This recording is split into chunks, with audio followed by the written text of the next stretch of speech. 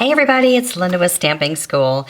So I'm in the holiday catalog, the mini catalog from Stampin' Up, and we are in September 2021, page 47, this Gorgeous Leaves bundle. So a stamp set and these dies right here. And I'm also going to be using some paper from the annual catalog, the Expressions in Ink paper, which has been hugely popular. It was gone for a while, and it's back. It's so pretty. It's got all of these really great gold accents on one side and sort of this alcohol looking pattern. Very cool. And you wouldn't think that this would be for fall, but I'm going to make it kind of fall themed. And we're going to use these leaves and create this. Could be fall, could be birthday, could be anything. That's the great thing about leaves. They really work for so many different things. We've had a lot of leaves over the years. So if you have something like this that's sort of a delicate leaf that has a little bit of, see-through quality in there, then this is going to work great for and lots of different designer papers that you have. Now, I ended up using Rich Razzleberry, but look how pretty this would be with the shaded spruce. And this would be a great birthday card or any kind of celebratory card because it's a little bit brighter. So exact same layout, you can see how pretty that would be. And then a nice sentiment here for birthday. And I think that's so pretty. All right, I'm gonna do things a little different on this one. I'm gonna change this strip here. And also in the stamp set, if you want to use these little background textures, you certainly can stamp a little bit of the wood grain and a few of the splatters, but I'm using a background stamp on this one. It's called Dry Brush, and it's a really big background stamp. I just like the way it looked, and if you don't have something like this, then you can also take the ink pad and just drag it down and just create a little bit of movement in there. But this is just a regular A2 size card, side fold. And I'm going to ink this up in the Razzleberry. And this is a real big background stamp. I usually just leave them right in the case, personally, instead of having a big block. I just ink it up here, put my card in to the front right here. And if you have a block, it works really great to just kind of do this. And you could put a piece of paper over top of it, but this is just so easy. And flip it off. It'll lighten a little bit as it dries. Now I moved this little 1-inch strip around. I moved it to the edge. I moved it right here and added some cord, but then I felt like it was a little squished over here. So on this one, I'm gonna take, instead of a 1-inch piece, I'm gonna take a 1.5-inch piece. I scored it in half, so there's 3/4 of an inch on each side of the binder. And I'm just gonna add my glue on each side and add it to the seam of the card, just like that. Just to give it that. I like the way that looks on each side, it's pretty. Now if you don't like this pattern that strong, use Versamark instead of the Razzleberry on the Razzleberry. Okay, and then we can just do this. Put these all together. So it was a 3x4 piece of that designer paper, and I was able to get 4 of these little guys because we're going to do a pretty thing on the inside too. And then about a 3x3 piece of gold foil. I cut a little banner, and then a 3x3 piece of gold foil to cut out the little gold parts.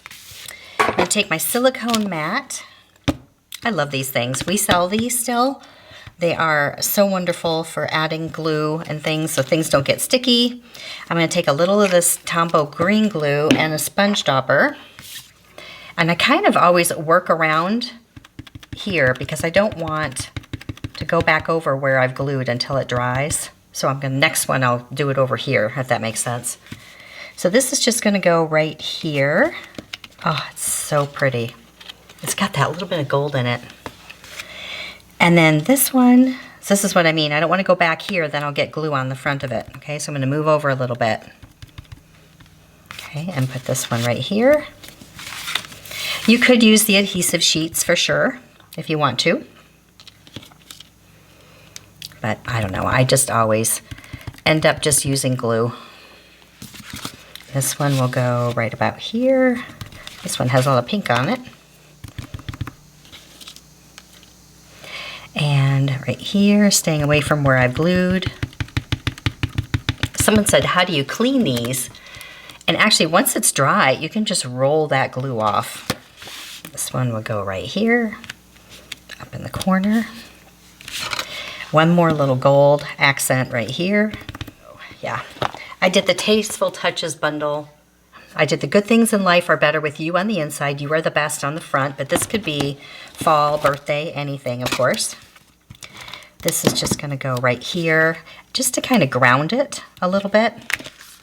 And then you can add this. Now I did try it in different colors. You could do raspberry if you're doing this for a class and you don't want to have a lot of different ink pads on the table, because this one I did in shaded spruce. So you could just keep it all raspberry. Or if you want to be fancy, you could do gold. You could emboss it in the gold right here. That would be pretty too. And lately, instead of using all the dimensionals, I've just been using these dimensional sheets, and they are so great. There's quite a few of them in one package, and you could also die cut with them, but I just love just using one big one instead of doing, 4 dimensionals. I'll just do this one here. Yeah, those Tasteful labels have a whole bunch in there. I did this one, and this one, and this one, and they're stitched, which is kind of nice. And then I did the In Color Jewels, which actually has this pink, this really strong polish pink, I think it is. And why not? So I just did some pink gems. But even this evergreen looks really pretty on here. It picks up that pretty green, that shaded spruce right there. All right, and then a little bit of gold cord. And we are not shy on gold this year. So look at all these different ribbons.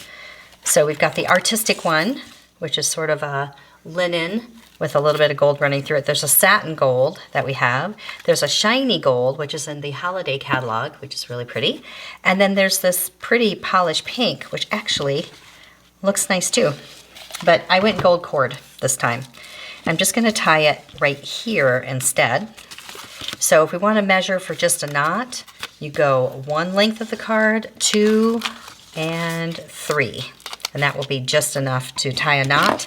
If you want to do a bow, then you do 4 lengths of the card. And this twine, or this cord right here, has the stuff inside, and I take it out. I just do. I think it ties easier when you pull this out. I know it's crazy, but it really does. All that, it's gone. Get rid of it. And now this is a little bit easier and lighter to tie. I'm sure there's a reason for that being in there, but it bugs me. All right, so I'm gonna bring it through the inside of the card, and whichever way you want your tails to go, that's the way you tie it. So for instance, I want the tails to come this way, so I'm gonna bring the card like this. If you want the tails to fall inside this way, then tie it this way, but I want them to come out this way. And we're just gonna tie this in a little knot right here, maybe right up here. Right where that stem is would be kind of pretty. And tie this in a little knot. And you don't want to pull it too tight because you'll rip your card down here. So just a little. And see how the tails now come out that way? I don't know why that is, but it works for me. Maybe a little shorter. Don't want it to look like antennas for a bug. Okay. There it is. I like it better with this on the side. What do you think? I feel like, do whatever you like. So the inside again, this little label, and I stamped the leaves right here. So if you look at the dies, if you do have the stamp set also, then these stamps will cut out right here.